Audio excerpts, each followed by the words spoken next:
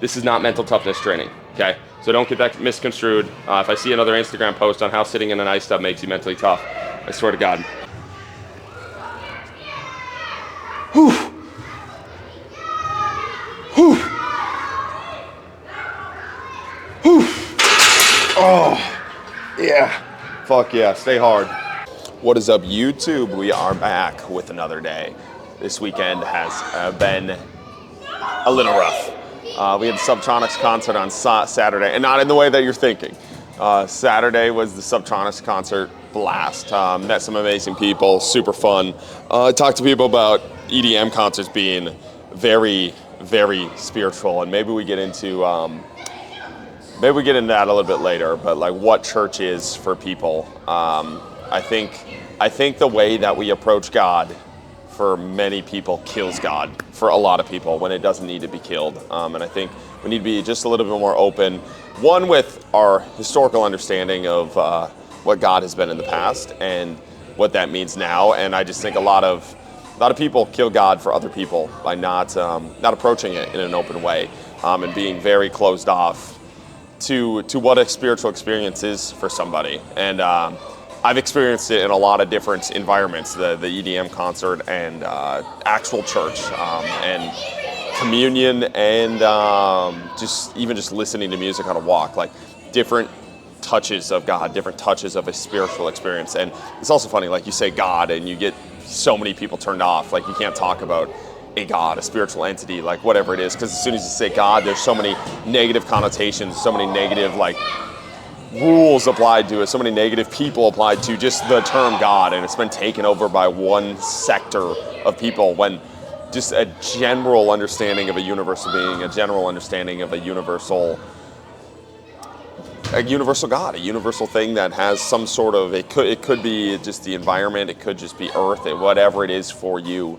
I just find that always funny. It's like, if you say the word God, it's associated with like a very Catholic version of God, and for a lot of people that kills God, it kills the word for people. And I don't think that's really the right approach, because I'm watching and looking around with a lot of people. I'm like, they are very much experiencing God in these moments, and that's an interesting rant to start off with. That was not where I wanted to start this talk, but the Toughness concert was amazing. It was awesome. I got a really bad tooth infection Sunday. I've been having troubles with my teeth. I chipped my tooth in football, then didn't get it fixed, and then got it fixed, and then I pulled it out on my Denver trip. The root canal and cap pulled out on my Denver trip this summer. Haven't got that fixed, and now I got an infection in the same tooth. Shit fucking hurts. So yesterday was just a battle, just staying alive in that moment. It feels a little bit better today, but it's pretty swollen. Getting that fixed, and that was something that I've been thinking about too. It's like, I struggle to spend money on myself. It's such a weird kind of thought process.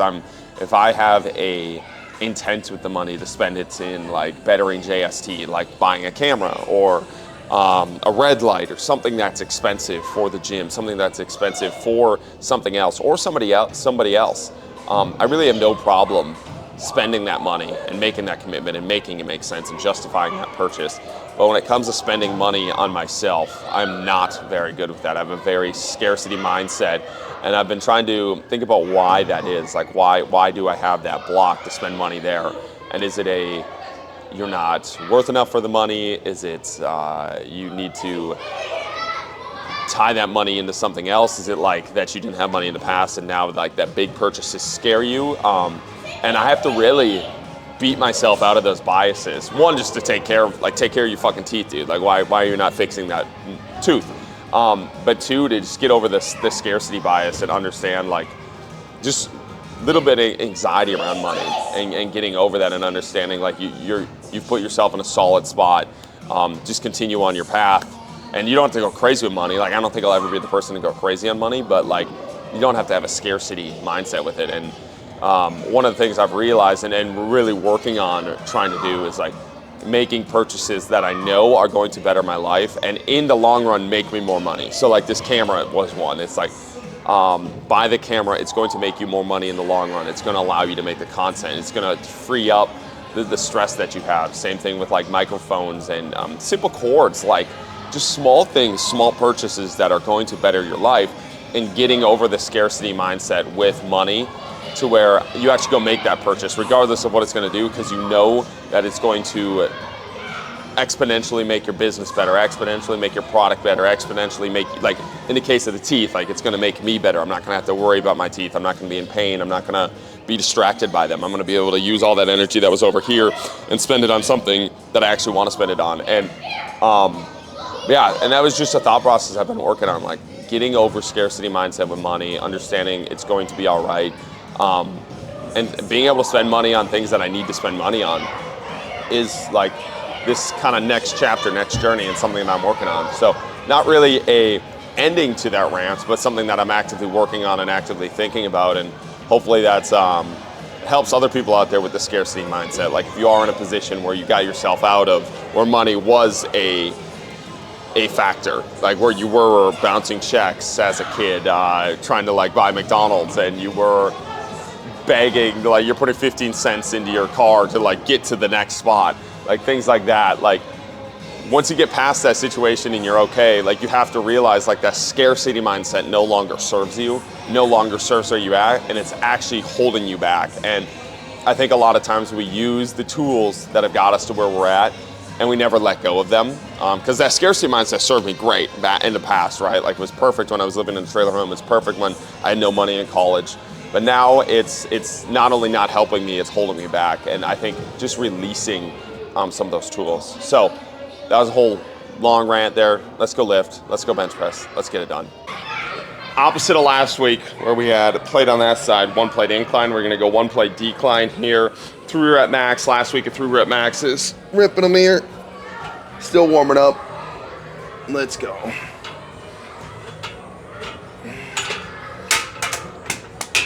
I almost got smacked in the face by that, and that would have hurt.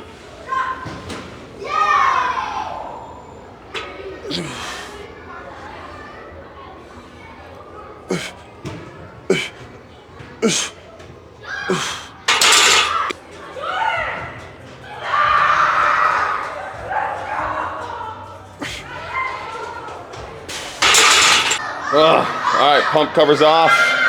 Let's rip some weight. First real set here. Oh my God, bro. It's President's Day, so they don't have school today, and we have about 200 little kids on the field just screaming their heads off. A little too much for me today. Let's go.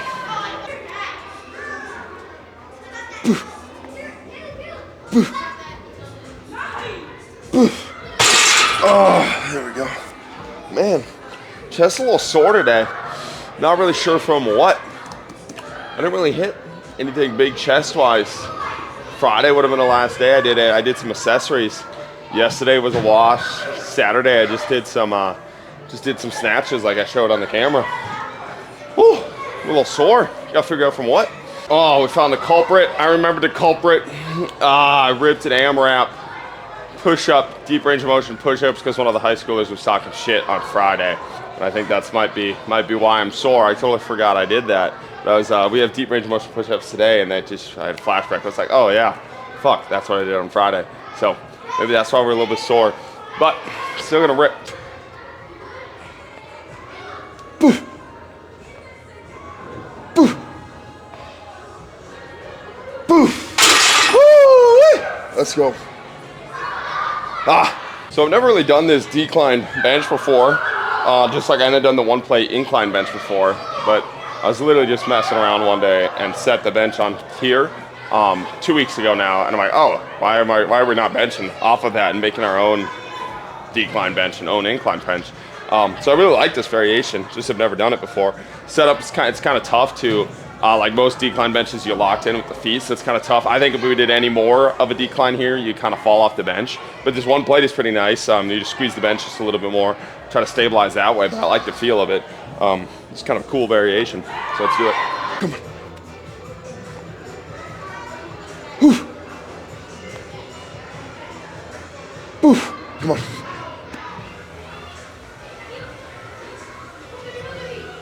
Oh, yeah. Oh, I was a little offset there. Holy shit. Felt like that left side was flying up. Right side was going down. I'm going to go slingshot.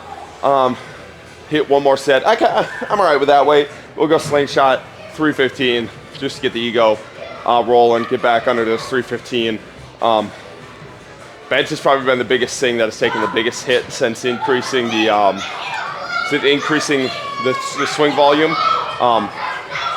Elbow has been feeling good, but I don't know how to. It feels just a little bit weaker, a little bit more fatigued after the swings compared to what it was back before when we were really ripping.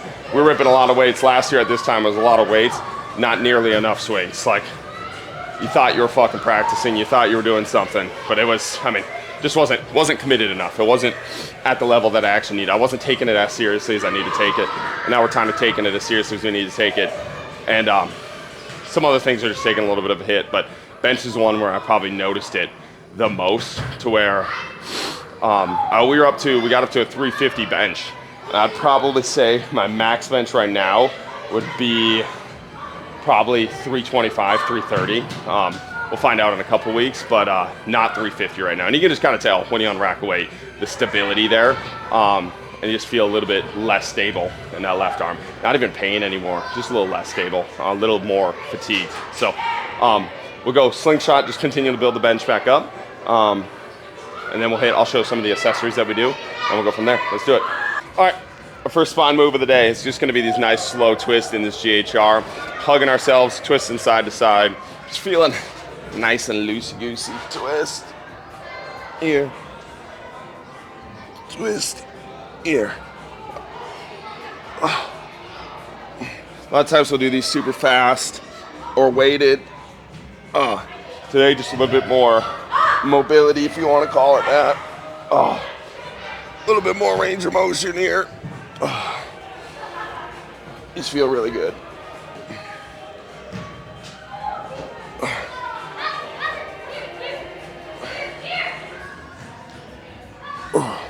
Then our plyo on the slant board, off the slant board, 10 seconds as fast as possible. These are way more brutal than they look. Every time you look at them, they're like, oh, nice and easy. But going back and forth, moving your whole body weight, just basically through the hands and wrists, pretty tough. So, especially if you're new to plyometrics on the ground with your hands, definitely build up into the volume, or you're gonna start to feel really sore in spots that you haven't felt sore before. So build up into your volume. Build up in, and again, I probably won't even start off with the plyo. I would start probably just even like drop sticks, just holding that position, getting used to the contact on the ground. But these are spicy. We got 10 of these.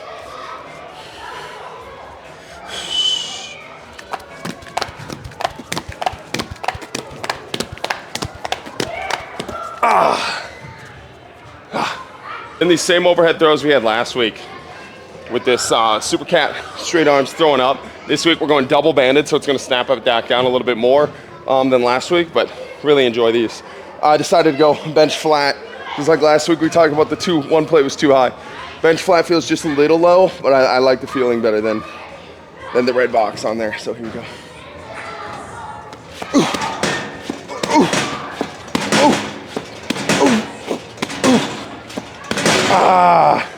All right, just one set to get used to the slingshot, then we'll go 315.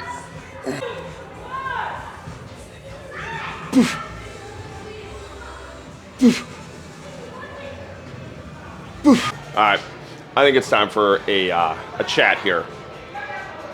Nothing we do in the gym, none of your physical activities are making you mentally tougher. My goodness, I just got on Instagram, was sent a post about how ice tubbing is going to make you mentally tougher, lifting is going to make me mentally tougher. It's like, no lifting, no running, no ice tub challenge, no amount of time in the sauna is going to make you a mentally tougher person. And as soon as you start approaching fitness in the way of doing it for anything other than I'm doing this because it's what a body's supposed to do, I'm supposed to move, for the mental benefits even of just like feeling better throughout your day, being a better person because you're doing what you're supposed to do with your bodies, which is move it. As soon as you get past that, it's not what fitness is for anymore. It's not what physical education is before, and it becomes a massive coping mechanism for so many people to not go and fix what would actually be mental toughness for them. I know so many runners, I know so many lifters, I know so many cold tubbers and sauners. That's the worst group of people that them pretending they are doing something that is making them mentally tougher is what is holding them back from actually doing something that could make them mentally tougher. Because they sit in the, oh, I can skip this because I lifted. Oh, I can be a dickhead because I lifted a lot of weight. I can be selfish because. And that's the thing that we have to realize is like almost any physical activity that you do is going to be a selfish endeavor. Nothing we do selfish is a mental toughness exercise. There's nothing mentally tough about being selfish and going to go prove to yourself that I can go lift a lot of weight, I can go run a lot, I can stay in an ice tub a lot, I can go sauna a lot. Sorry, I'm blanking on other activities that kind of just like construes itself into, but those are the three that I see it a lot. Lifting is probably one of the worst, but I see it in running a lot, I see it in ice tubbing, but it's like, that doesn't make you a mentally tougher person. It doesn't make you a better person. It can make you a better person if you just pursue it and it makes you feel better, it makes you more peaceful, you can do it that way. But I just see so many people approaching, I'm going to do this for the mental toughness aspect, and it doesn't work. And then you have this like, this fakeness, this fake mental toughness about you of like, I'm mentally tough because of that, but you know deep down you're not. And this is, you look at these people, you can see right through them. You know they're very fragile. You know you can poke a button, they can react like that. They're super snappy, they're super aggressive. And not a single ounce of that is mentally tough. And I can say this because at the peak of my physical and athletic endeavors, I was the most mentally weak person possible. But I was doing it all to be mentally tough. I was doing the football practice, doing the track practice, doing every lift that I could to be mentally tough. And the more I dig into it, the more I realize it is the biggest copium we take as athletes. You are doing athletic endeavors because you're good at athletic endeavors, and it gives you attention, it gives you social validation. I lift a lot of weight because I get social validation from it. Mark Delto runs really far because he gets social validation from it.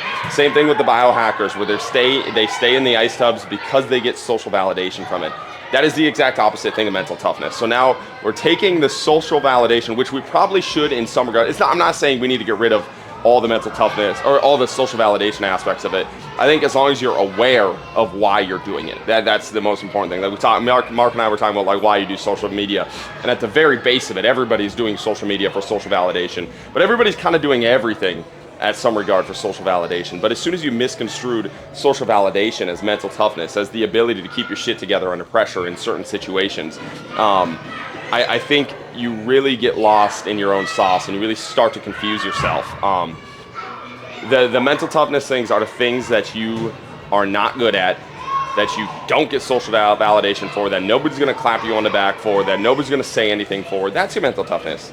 For me, it's waking up on time and showing up to places on time. That would be that's my mental toughness training. Like, can you organize your fucking life enough to show up to set? That's nothing that somebody's gonna be like, oh my God, dude, way to fucking grind. Like they'll tell me that all the time on ISOs. They'll tell me that all the way to show up to your softball swings every day. They'll tell Mark like, way to like run. Like Mark needs to wake up at 6 a.m. That's what he needs to do.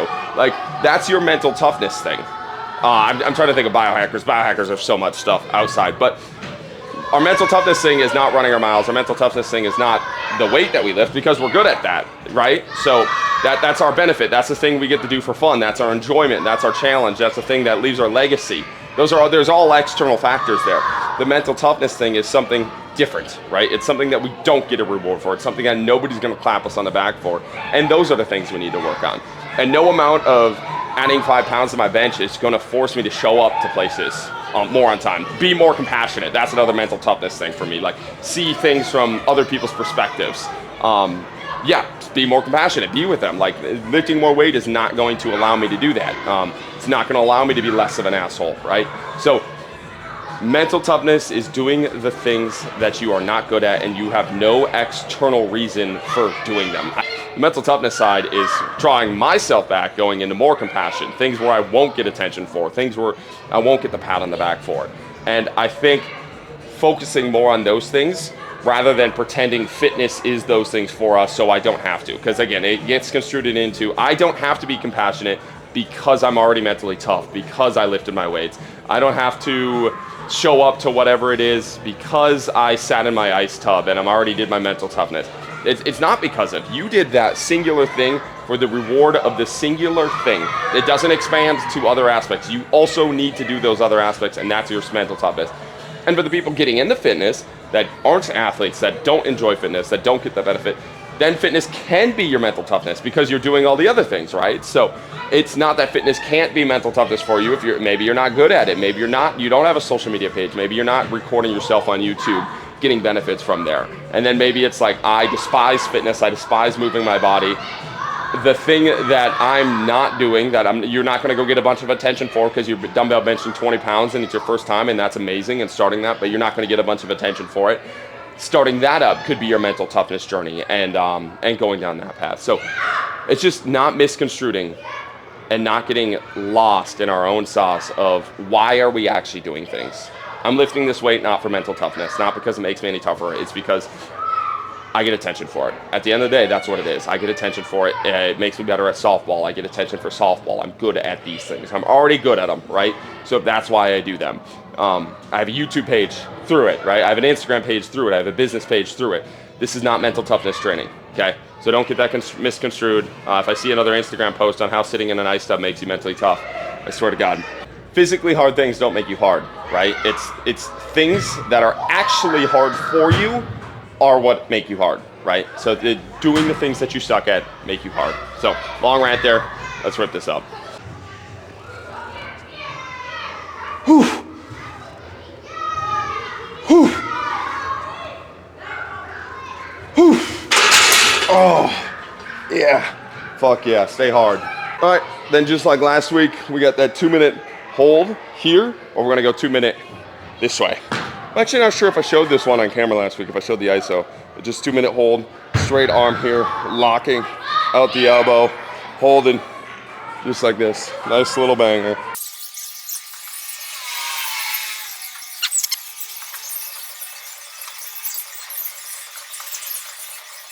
Woo!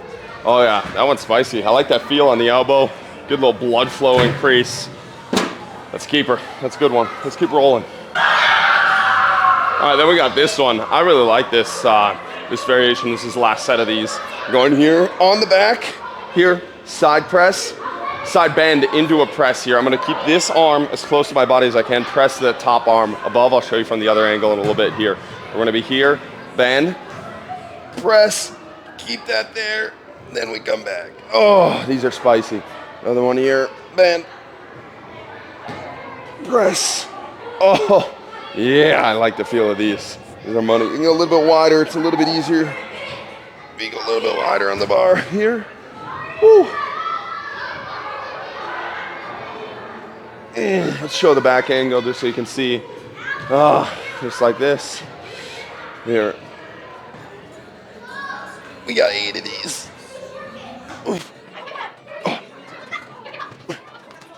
Oh. It's better if you bend, then press. Don't rush that. Oh. Banger. All right, then these deep range of motion push-ups are what my chest is still sore from on Friday, but that was just a shit talking contest. That should probably be a point. If you do something just throughout your day, man, other volume doesn't count. Stick to your program. God dang it, dude. Stick to your program. I don't care what you have later in the day. I don't care what you did before. Like, so many people get lost. And this is just, obviously there can be nuance there. If you really need, whatever, nuance. You've taken your nuance account, but so many people skip stuff in their program or skip stuff throughout their day because of something else. Again, it's always because of. Like, the program is the program. Do the program just because it's the program. It's what needs to be done. Do your other stuff because it's the other stuff and it's what needs to be done. Because if you don't, what happens is you start skipping things in here. I would skip these deep range of motion push-ups because I did them on Friday. I skipped my rowing volume because I got climbing. I skip overhead stuff because I'm pitching that day. I'm skipping leg day because I got game day that day. It's like, what that turns into is just you continually lying to yourself of why you need to skip something. Unless you're in the Super Bowl, unless you're in like the game of the game, do not skip what is on the program. Do the program. I promise you, this is how all athletes, they cycle themselves to be the same athlete 4 years ago that they are today, right? Because they're always skipping stuff and never getting stimulus in. They're always building up for something else. Do the workout that is in front of you for the day. And I'm telling myself this because I've definitely got stuck in this trap way more than anybody else. But it's not even like an anger at any of my athletes. I just see it so common of, well, can I skip this because of that? No, you can't. This is for this. Like, stop doing things for other things. And again, while as a coach, you can plan and program and be nuanced. The metaphorical truth to your athletes is you are just doing this program right now for the program's sake itself. We're not skipping what we're doing in the program for something we're building up to, because then the program just becomes an absolute shell of itself. And then in 2 years, you're going to be really pissed. You continually skip your leg days because of something else, or you stopped overhead pressing. And this is where you always see athletes start to break down. Powerlifting is one of the worst. Like, I see it a lot of times in powerlifting where we get closer to competition and an athlete will be like, well, maybe I stopped doing the movement stuff because we got comp and I did same energy, or well, this, or well, that. And then by the time they're there, they tried to NOS themselves. It works for like a month, right? So like that aspect, the recovery aspect will work for like a month. You can NOS yourself for like a month. And then you start to, aches and pains come back. You start to feel like shit. You start to feel weak. Everything starts to like crumble. And it's because you stopped doing the foundational stuff that you should be doing, right? You just stop doing it. And you can't skip that stuff. So stop building up for something. Do the workout for the workout, regardless of anything else. And I promise you, metaphorically, the metaphorical truth there is that it will lead to longer term progress. Again, there can be nuance there. If you're playing in a fucking Super Bowl, it's a Super Bowl. But nobody watching right now. If we have a Super Bowl, you got a dude that's playing in the Super Bowl watching, you can comment and I'll give you a free program for life. But nobody watching is played in the Super Bowl or is going to right now, right? So let's start off with the truth, okay? You need to just work out. You need to work out hard. This is a terrible, terrible setup for this. I really should have strapped this vest up. Oh, this is so dumb. We're gonna have to do 2 more sets of these. But now, after that harder rants, I can't really bail on these.